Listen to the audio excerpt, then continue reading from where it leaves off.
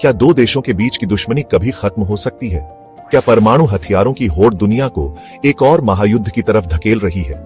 आज हम बात करेंगे उस दुश्मनी की जो दशकों से सुलग रही है। इजराइल बनाम ईरान, एक ऐसा टकराव जो कभी खुलकर सामने आता है तो कभी पर्दे के पीछे चलता रहता है। ये कहानी है मध्य पूर्व की दो बड़ी ताकतों की।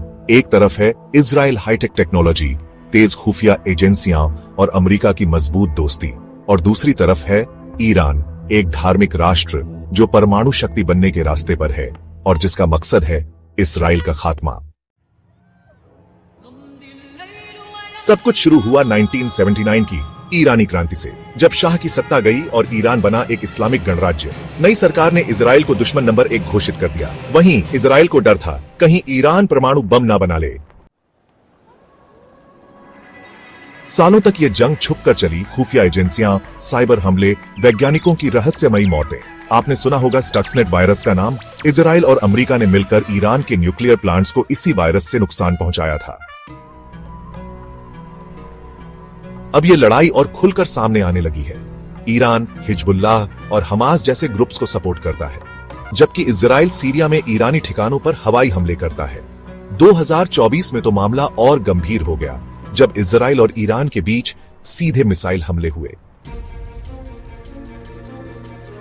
लेकिन सवाल यह है, क्या यह दुश्मनी कभी खत्म होगी या एक दिन यह टकराव पूरी दुनिया को खींच ले जाएगा अपने साथ? अगर आपको ऐसी अंतरराष्ट्रीय कहानियां पसंद हैं, तो क्यूरियस टाइम को अभी लाइक और सब्सक्राइब जरूर करें। नीचे कमेंट में बताएं, क्या इजराइल और ईरान के बीच युद्ध टल सकता है या यह केवल समय की बात है? एक तरफ परमाणु शक्ति की चाह और दूसरी तरफ अस्तित्व की रक्षा की लड़ाई। ईरान और इजराइल, दो देश, दो विचारधाराएं और एक बेहद खतरनाक दुश्मनी। क्या यह दुश्मनी तीसरे विश्व युद्ध की चिंगारी बन सकती है? आज के वीडियो में जानिए इनकी दुश्मनी की शुरुआत कब और क्यों हुई, कौन कौन से गुप्त मिशन हुए हैं, हाल की मिसाइल जंग का क्या मतलब है और क्या दुनिया को वाकई डरना चाहिए। वीडियो को अंत तक जरूर देखिए, क्योंकि ये कहानी किसी फिल्म से कम नहीं है। और हाँ, क्यूरियस टाइम को सब्सक्राइब करना न भूलें। 1979 से पहले ईरान और इजराइल में अच्छे संबंध थे, लेकिन ईरान में इस्लामिक क्रांति के बाद सब बदल गया। नई सरकार ने इजराइल को शैतान घोषित कर दिया। वहीं इजराइल को डर था कि ईरान अब कट्टरपंथी रास्ते पर है। 2000 के दशक में ईरान ने यूरेनियम संवर्धन शुरू किया। इजराइल को शक हुआ कि ईरान परमाणु बम बनाना चाहता है। कई वैज्ञानिकों की हत्या हुई, जिनके पीछे माना जाता है इजरायली एजेंसी मोसाद का हाथ था। 2010 में एक रहस्यमय कंप्यूटर वायरस ईरान के न्यूक्लियर प्लांट में फैला।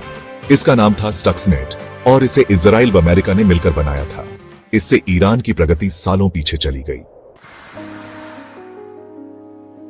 Iran Hezbollah, Lebanon, Hamas, Gaza और अन्य ग्रुप्स को फंड करता है। ये ग्रुप्स इजराइल पर रॉकेट हमले करते हैं। इजराइल जवाब में सीरिया और गाजा पर एयर स्ट्राइक्स करता है। अमेरिका ने 2020 में ईरानी जनरल कासिम सुलेमानी को ड्रोन से मार गिराया। सुलेमानी ईरान की प्रॉक्सी वॉर स्ट्रेटेजी का मास्टरमाइंड था। इसके बाद तनाव और बढ़ गया। अप्रैल 2024 में ईरान ने इजराइल पर सीधे 300 से ज्यादा ड्रोन और मिसाइलें दागी। इजराइल ने अमेरिका, ब्रिटेन और फ्रांस के साथ मिलकर इन्हें इंटरसेप्ट किया। जवाब में इजराइल ने ईरान के न्यूक्लियर फैसिलिटी के पास हमला किया। अब बात सिर्फ प्रॉक्सी की नहीं, सीधी जंग की है। अगर यह लड़ाई खुलकर होती है तो तेल की सप्लाई बंद हो सकती है, वैश्विक मंदी और राजनीतिक अस्थिरता का खतरा बढ़ेगा। साथ ही दोनों देशों के पास तकनीक और समर्थन है जो इस टकराव को और खतरनाक बना सकता है। एक ऐसा संघर्ष जिसमें धर्म, राजनीति, तकनीक और शक्ति सब कुछ दांव पर है। क्या ये लड़ाई कभी खत्म होगी या आने वाले सालों में ये पूरा मध्य पूर्व युद्ध का मैदान बन जाएगा? आपका क्या मानना है? नीचे कमेंट करें। क्या इजराइल और ईरान को बातचीत का रास्ता अपनाना चाहिए? अगर आपको ये वीडियो पसंद आया तो लाइक करें, शेयर करें और क्यूरियस टाइम को सब्सक्राइब जरूर करें, क्योंकि ऐसे रहस्यमयी और अंतरराष्ट्रीय घटनाओं की सच्चाई हम लाते हैं आपके लिए। दुनिया की सबसे खतरनाक खुफिया एजेंसियों में से ईरान के न्यूक्लियर वैज्ञानिकों को टारगेट करना, साइबर हमले करना, इन सब में माहिर। मोसाद ने 2018 में तेहरान के बीचों बीच से ईरान के न्यूक्लियर दस्तावेज चुरा लिए थे, बिना किसी को पता चले। ईरान की सबसे ताकतवर मिलिट्री फोर्स। इसका क्यूडीएस फोर्स मिडिल ईस्ट में प्रॉक्सी ग्रुप्स को ट्रेन और फंड करता है। इन्होंने सीरिया, इराक, यमन और लेबनान में ईरानी प्रभाव फैलाया। 1969 ईरानी इस्लामिक क्रांति, इजराइल से दुश्मनी की शुरुआत। 2006 हिजबुल्लाह और इजराइल के बीच युद्ध, लेबनान वॉर। 2010 स्टक्सनेट साइबर हमला। 2018 इजराइल ने ईरान की न्यूक्लियर फाइलिंग चुराई। 2020 जनरल कासिम सुलेमानी की हत्या। 2021 से 2023 हमास, हिजबुल्लाह और इजराइल के बीच कई झड़पें। 2024 इजराइल ईरान सीधा मिसाइल टकराव, फर्स्ट डायरेक्ट अटैक। 2025 दोनों देश युद्ध की कगार पर। ईरान दावा करता है कि उसका प्रोग्राम शांति के लिए है, लेकिन इजराइल और पश्चिमी देशों को शक है कि ईरान 80% तक यूरेनियम संवर्धन कर चुका है। बम बनाने की क्षमता 90%।